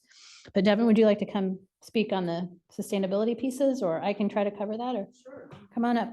I didn't know if Ben had a question. Oh, I'm sorry, but Yeah. And then we'll. Yeah, before we sort of leave the Q&A here, I wanted to frame this as a little bit of a case study. I mean, I know that everybody on the council probably empathizes with why we have capped our abatement policy at a certain percent, but it bears saying out loud, and Devin, I appreciate you and developers' position that you want to come in and ask for as much as you can get. If I were in your shoes, I'd do the same thing. But look at the cost benefit analysis and imagine, it's not a wildly different picture from 75 to 100% for you all, but imagine how much worse it would be for our picture. Looking at that cost benefit analysis to go the full 100%. So, I guess to that end, I encourage developers and everybody to view this as an opportunity to be a little bit creative and know that there are good reasons for us to put restraint on abatement where, and frame it in terms of, what can we get, even though it's not maybe massive sums of money compared to the overall project cost. It really makes a difference in terms of how we can look at it from a budget perspective and sort of stomach the proposal from year to year for the 10-year period. Well, and I would like to compliment Devin and the Millhouse team. You're absolutely right. I mean, they should come in and ask for, what they think they need or what as much as they can get. And it's a negotiation. And I think they have been really open to, listening and trying to hear us. And if they didn't have the sincere interest in developing in Mission, we wouldn't be here 2 years later still trying to work through some of these points. And so I appreciate that tenacity and that commitment to really trying to, and it's cost them money along the way in trying to keep these parcels assembled.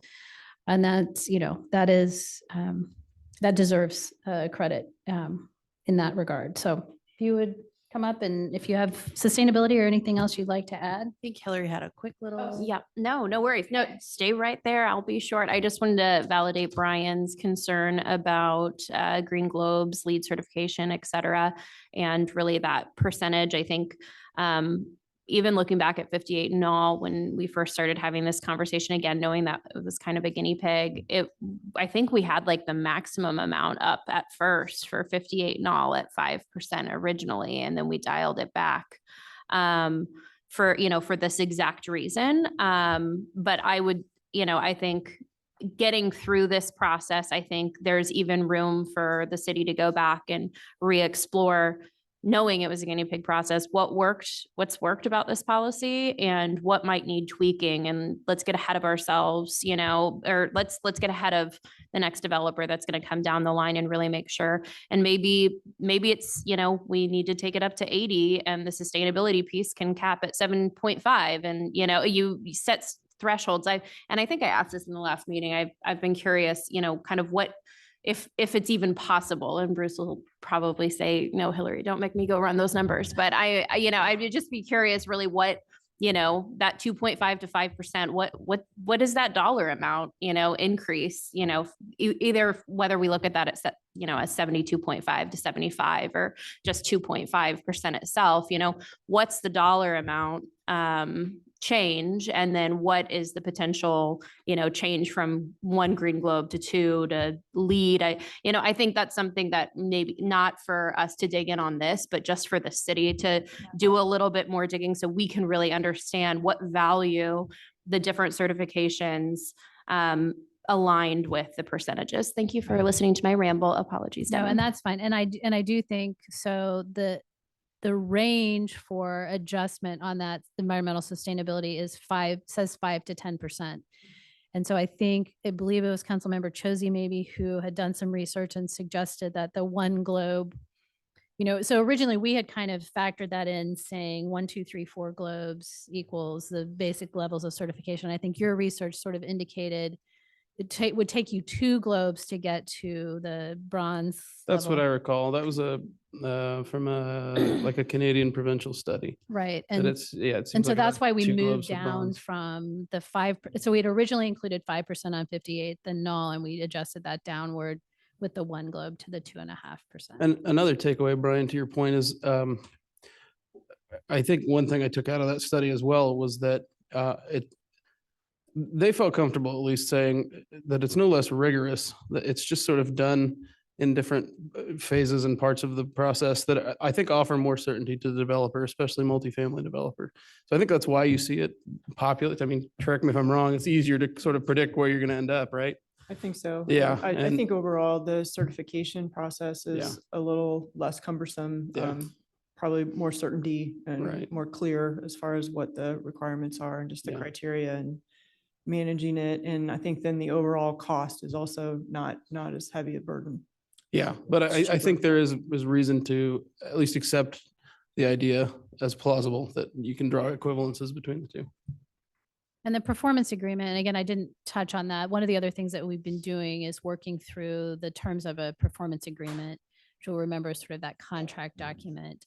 And I think we really we're close. We'll be able to bring that forward and present. And we weren't able to connect today, but again, we've been very clear in communicating. These are kind of the must-haves, what we experienced in going through the 58th and Null project, and they've been very responsive to that. But I think it's important to note that certification is annual for the environmental sustainability throughout the life of the abatement. So it's not just kind of a one and done look at that. It is looking at that process on an ongoing basis.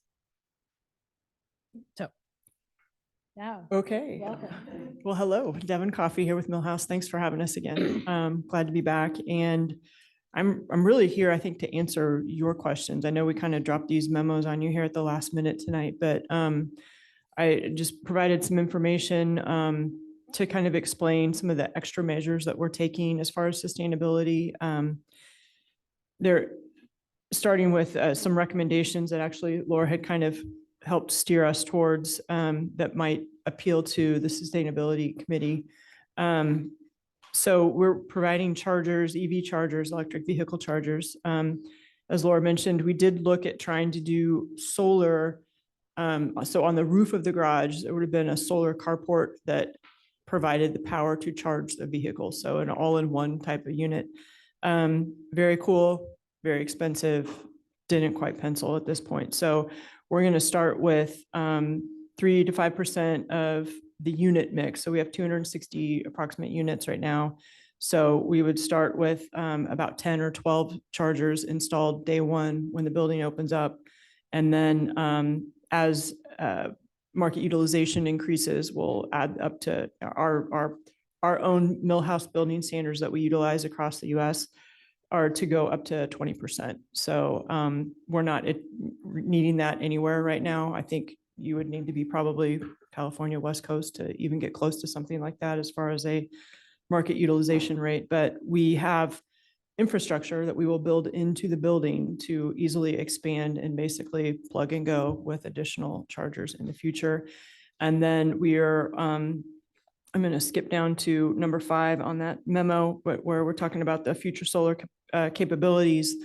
And on the roof of the garage, we will include power and infrastructure so we'll add extra steel into the floor of the top level of the garage so that we can come in later and add those carports and essentially plug them in. So not just the power infrastructure will be there, but also the structural infrastructure will be there to support those. As far as building envelope, this one is a little tricky and didn't want to get too far in the weeds on this one, but again, Millhouse, my company we have building standards that we just implement so that, because we, work in a lot of different states, and a lot of our building standards are already exceeding the current building code for 2018. Laura mentioned that the city is looking at going to 2021 or 2024 building code soon.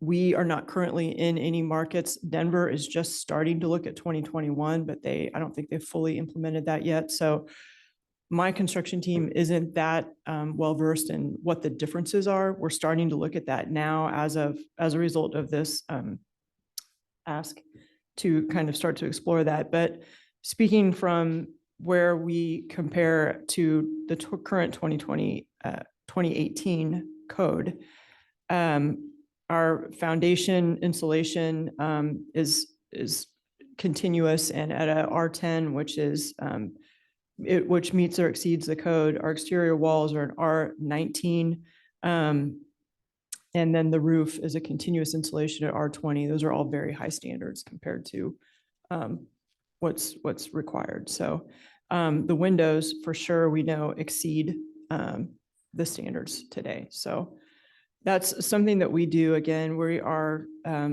most generally a long-term holder. So we hold our buildings, we own and operate them. We bring in our own Millhouse property management team who's running these buildings. So, we're thinking of this like if, you do as you own your own home.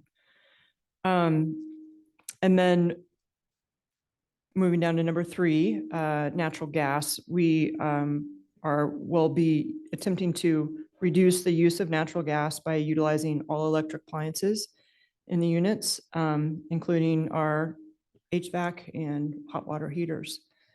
And then for co-working spaces, we will be adding rooms like what we call little huddle rooms for people to come and they can get out of their apartment unit and have a place to go work. They're not stuck in their space. They'll have Wi-Fi, and there will also be a community room, like in a club room. Like sometimes you'll see people like in a coffee shop that just want to be around a table and they're not even talking to each other, but they're all working, So there'll be that kind of a setup as well. And then as well as a conference room that'll be powered and have professional capabilities for people to conduct online meetings and stuff in there. So those are the things that we're adding that are kind of outside of the scope, but hopefully help convey this commitment message to you that we are doing what we can to participate and work towards more sustainability. Any questions? Thank you. Any questions for Deborah? Yeah, Debbie. I'm not trying to deviate from any of the excitement, but I did want to ask or state, we've heard, that we're fortunate to get you. I think you need to know too what an amazing city you're moving into. This is a non-transient city. These people come and they stay. Example, I've been on for 24 years. I think it's an opportunity for us, but it's a real opportunity for somebody coming into this city because they will work with you one-on-one. And, some of the things that I may not be as in favor of as some, I think down the road, I think you will realize what an awesome place this is to develop. and you're close to everything. And so I think there's a mutual benefit, but I want to state, I think you're getting a lot from this city too. So I think that's important to know. Thank you. Anybody else? Let me talk a little Yeah. bit more. I know we have one comment that Robin received. Okay, when we get there, we'll, if you'll take that, let me just talk about it. Well, look, why don't we take any public comments now potentially, and then we can kind of talk next steps. Sure. Yep. We'll take in-person comments first. First, Yep. yes. Anybody? Yeah, go ahead, Kim. Go ahead and state your name and city of residence again for the record. And comments are limited to Yeah, 3 3 minutes. minutes. Kim Donaway, Mission, Kansas. I was really opposed to taking away any park space. Yet with what's going on along Mart Way and that whole fiasco that's just been like really blighted for years. And I did not realize, because I don't take a look at who owns what parcels there, that the city owned these little pieces and that we can connect it and make it really nice for the city for a change. That's good. And then taking a look at, it's not just that $500 up front that you're getting to do this.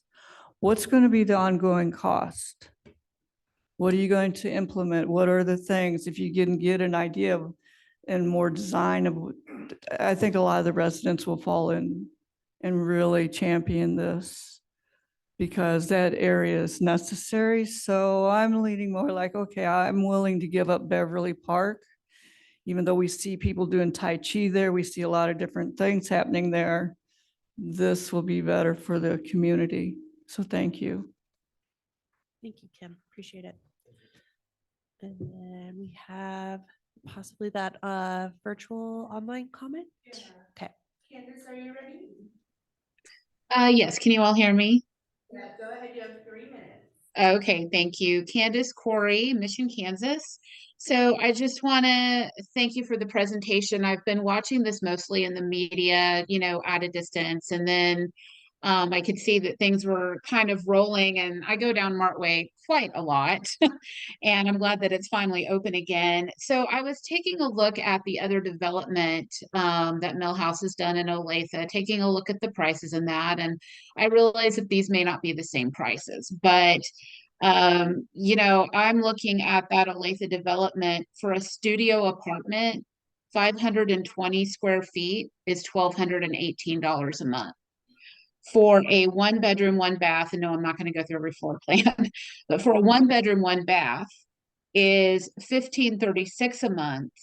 And was looking at the pet policy. I know there have been kind of nationwide a focus on the changing of pet policies due to the extreme overcrowding in our shelters, and we are not at any loss for that here in Mission. The pet policy down in Olathe is a $400 pet fee and $25 per month per pet rent. So for a person who wanted to be in a 1-bedroom, 1-bath apartment, that other development in Olathe, that is $1,586.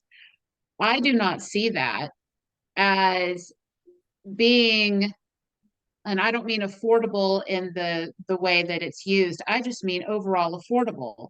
I did a little bit of back of the napkin math, and for that rent to be in a 30% living expense, which is what most financial advisors say to people, ideally 25%, but 30%, a resident would have to make $27.42 an hour on a full-time job to afford a 1-bedroom apartment. I'm assuming the prices will be somewhat analogous. So, and also kind of at the very end, it sounded like 260 units. I'm not clear on how many units, but if it is 260 units, I'm estimating 1.5 person per unit. That's 390 people. If we assume about 80% of those have individual vehicles, we're talking about an additional 312 cars on Martway just for this one project, not even taking the Mission Bowl project into account. So I think that nothing against this development at all, but I think we really need to take all of these things into account before anything gets approved. I thank you. And I would just offer, we will certainly add the information that was provided by Millhouse this evening on the rent comparisons. We'll upload that to the packet. So that will be available there as well. And then again, just a reminder that Millhouse has not gone through the planning and zoning entitlement process. And as a part of that, a traffic study and traffic analysis will be conducted.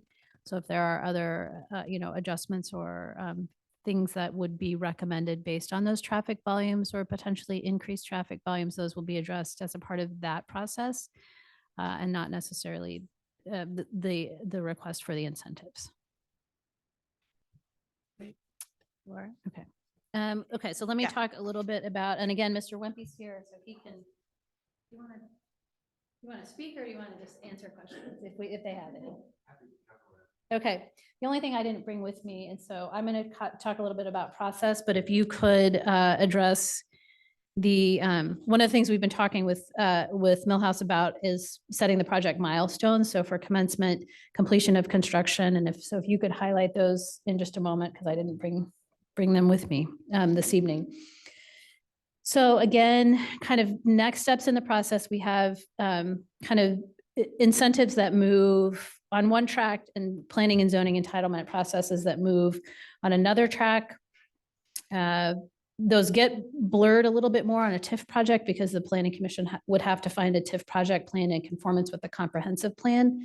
It's not a step that occurs with a tax abatement request. So from the tax abatement side, our intent would be we have to publish a notice of a formal public hearing on this. So tonight is not that public hearing. We would expect to publish that notice, and then we are required to notify the school district and the Board of County Commissioners, although they do not have veto, but we are still required to make them aware of that. So we would publish notice for a public hearing at your February 21st meeting. You would conduct that meeting and then consider the ordinance granting the tax abatement. You may recall from 58th and Null, you basically grant the IRB, the project moves forward and the bonds are not issued until the project is completed. And so there are the same sort of guardrails and things that we looked at in 58th and Null in terms of hitting project milestones and those kinds of requirements, which were important to you there, again, have been incorporated into that agreement. The ordinance was included in your packet, just to kind of preview, and the performance agreement will be added to the February 21st packet and available. A couple of other things. This is just with the parkland and the fact that there's an existing TIF district on the parcels to the south, and you can't grant a tax abatement in an existing TIF district. Some of the nuances that we've been working through in the performance agreement relate to kind of a first right of refusal. So if we agree to sell the Beverly Park parcel in exchange for the $500,000, if the project does not move forward, if their financing doesn't materialize, all of that, we've incorporated basically the opportunity for us to buy that parcel back for the $500,000. So we want to make sure that we aren't, if something doesn't work out as anticipated, we really aren't, then we don't lose that Beverly Park parcel. And then we've also indicated in that performance agreement, and it would not occur until such time as the bonds were actually issued, but that the developer is aware that the TIF district would need to be dissolved at that point. We don't want to do that in advance because, again, if something doesn't materialize like we anticipated, I think we want to retain the flexibility of maintaining that TIF district. So we've really tried to account for all of those kinds of things. We would also plan, as I mentioned, to get to the PRT next Monday, publish the required notice of the potential disposition of Beverly Park has to be published for 2 consecutive weeks. And then I believe that the developer is then ready to start making their submissions to Community Development Department for that plan process. And then I'll let Kevin just kind of touch on the schedule and anything else that I've missed.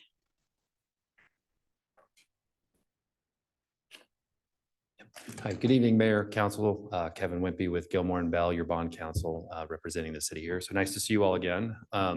Laura, I don't have much that you missed. I'm going to be very brief because I think you covered all the procedural aspects. And I know we've recently been through this on the project at 58 and all. So much of this has been reviewed. But as Laura mentioned, the performance agreement is nearing final form. And we'll have that to you very shortly. It contains all the usual covenants, sort of performance obligations and ongoing operational things that you'd expect and are probably familiar with from the recent approval at 58 and all. Touching on the policy direction that you've provided through the update of the policy that went through recently. Moving to the schedule and what you can expect to see there. Really 3 key dates. And first is that it'd be April of next year would be the cutoff date for acquisition of the park parcel and payment of the purchase price or contribution that Laura mentioned, and also commencement of construction on the project. And then end of 2026 would be the date for substantial completion, meaning that the entirety of the project could be occupied for its intended use as a multifamily project. And then we refer to a final completion date occurring that next summer of 27.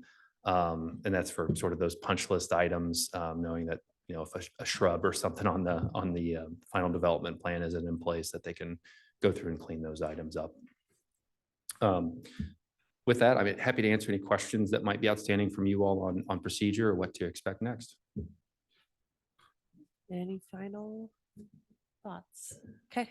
Oh, Ben, yep. Well, no, thank you. I appreciate that. I only really have one question for you, Laura. You said we have to notify the school district and the Board of County Commissioners. Does that extend to all the taxing entities? No.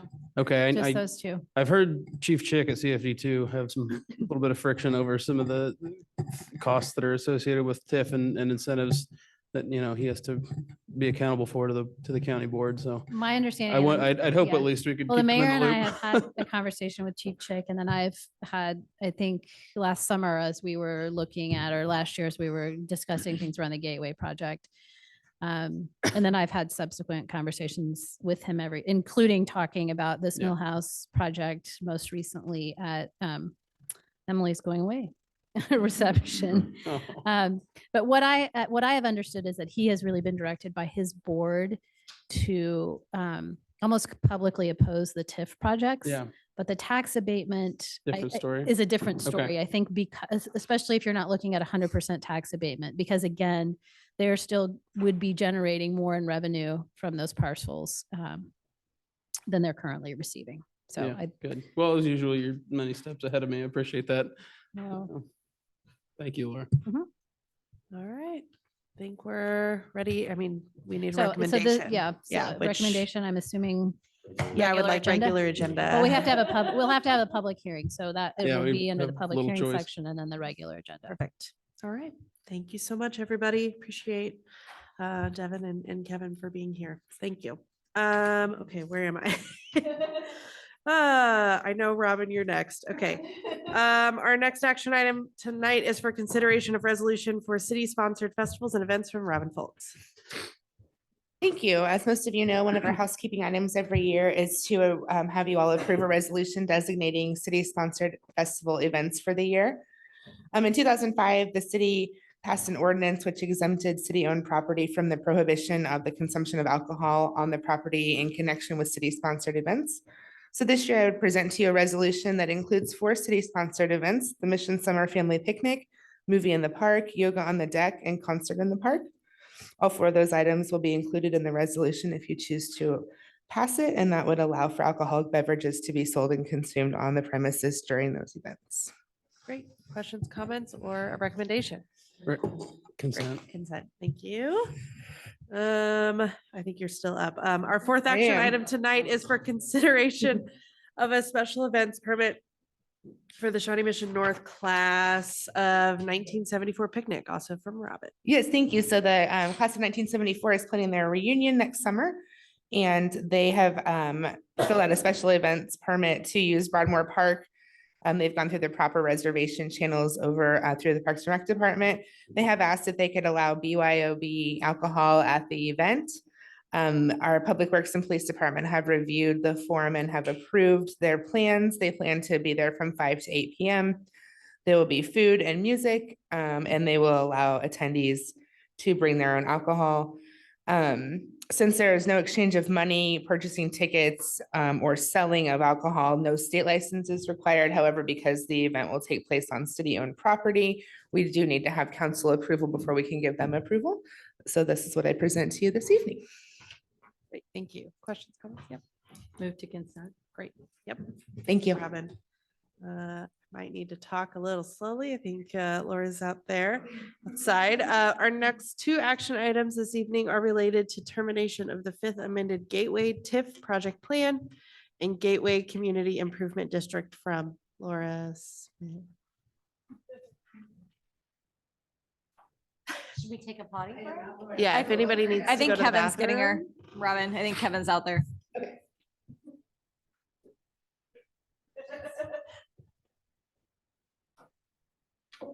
There she is. I tried to talk as slowly as I could.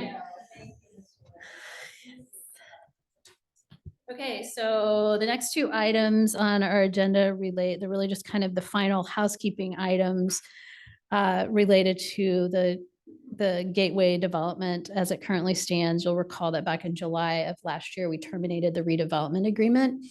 That is the contract or the sort of guiding document that commits any of the incentives that were potentially approved. So without that contract, the rest of this is all sort of null and void anyway. You may also recall that we did that in July. We were in the throes of developing the 2024 budget. We were revising our tax abatement policy. We were considering a variety of other developments. And so we just sort of shelved these until we could get a little bit of breathing room and bring them back to you. So the first item relates to termination of the TIF project plan. This does not abolish the underlying TIF district, just voids the project plan as it is currently approved. And that would be done via an ordinance. And then the second is terminating the community improvement district, which is the layer on top that what it was to impose an additional sales tax. It became the CID became effective January 1st of this year, but because there are no retail generators on site, nothing's being received that needs to be returned. And so this is kind of, again, that formality, we would communicate that back to the Department of Revenue. So this kind of just buttons all of that up for us and checks those kind of housekeeping boxes. Questions, comment, recommendation for this, would you recommend? I think it could way? go Okay. either Yeah. way. I mean, I think whatever you're comfortable with, it could be consent or regular, whatever feels appropriate. I'm fine with consent. I'm I fine with recommend consent. Okay, great. Just cover that one. End it. All right. I'm sorry, For both Councilmember, items. for both items. Yeah. Thank you. Yes, Sorry. Yep. Yep. Our 7th action item this evening is for consideration of a resolution updating bake signatories, also from Laura Smith. Yes, and you'll remember that we just did this in January because we have this 2-week gap between Emily's departure and Justin's arrival. And so in order to be able to pay our vendors and all of that sort of thing, we had to change up some signatories. Then we need to do it again with Justin coming on board the 19th of February. So this again is just adding Justin and making no other changes that different than what we made and back on the 17th of January. And then similarly, adding him to the municipal investment pool and authorizing him as a user for that. So these next two items would just do that. And we're looking forward. He starts February 19th. So right around the corner. Questions, comments, or recommendation for both? For both, for the record, yes. Great. And bring these as often as you want, Laura. It's so kind of important who can sign the checks. Yes, it is. And the bank is pretty big stickler about Sure. it. And the mayor had the audacity to be on vacation last week. And so fortunately, Emily was still on the payroll. And so we were able to use her signature last week. But we got that all squared away for this week's vendor accounts payable run. And we have no discussion items this evening. Any department updates? for Just a finance? couple. I mentioned Justin starting February 19th. The mayor and I were discussing earlier this week and hope to have out first of next week, kind of the master calendar for 2024. There's a lot of stuff. We've tried to incorporate all kinds of things. So all of the special events, there's swim meets, there's you name it. There's closures of City Hall. We will add to that over time, but at least try to, that's kind of how we build out the weekly calendar that you all receive. But it's pretty robust. So I'll be sharing that. And then I just wanted to touch briefly, I had an opportunity this morning. The UMKC Center for Entrepreneurship and Innovation was hosting some focus groups related to small business entrepreneurship in particular. And cities were one of the focus groups. Today it was at 8 o'clock and I think it was not the most popular time. So there were only 3 of us that were there this morning, but it was Mission, Miriam, and Shawnee. So it was really good and relevant conversation. They are working as a part of the grant through the UMKC Innovation Center. I learned a lot about the resources that they offer and have available that we can start to share out. But they're doing focus groups with elected officials, with Spanish speakers, with women-owned business. I mean, they've got a whole list. They will compile and share this back out. But I think there was some good ideas shared. We've talked a lot about, supporting our small businesses, our businesses in general. And I think there were some ideas and things that we shared among the 3 of us that were there today that we can not reinvent the wheel and share out and do some things. So it was an exciting way to start the day. And I look forward to being able to bring some of those forward as we get through the year. And I think that's all I have. Great. Thank you, Laura. It is now 8:39 PM and with no further discussion, that concludes the meeting of the Finance and Administration Committee. Again, this video will be made public on our website at missionks.org. Thank you.